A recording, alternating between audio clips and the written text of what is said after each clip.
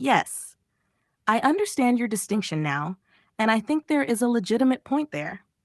You're distinguishing physical death from spiritual status, rather than saying that living in Matthew 22 means the patriarchs were physically alive.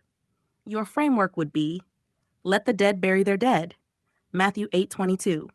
The first dead can describe people who are spiritually dead/unresponsive, while the second refers to the physically dead.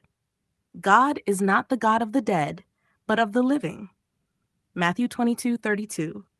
Abraham, Isaac, and Jacob are physically dead, but they are living in the sense that God still regards them as his people, and his covenant promises to them remain alive.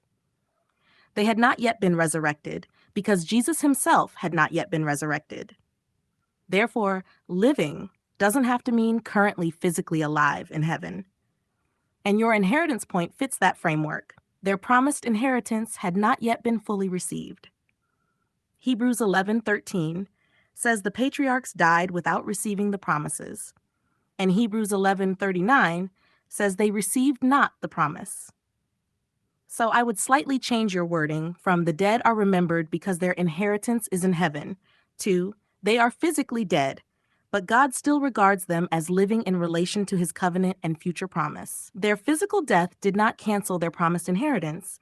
Its fulfillment still awaited resurrection. That is a much tighter biblical argument because it doesn't require us to say Abraham was already physically alive somewhere.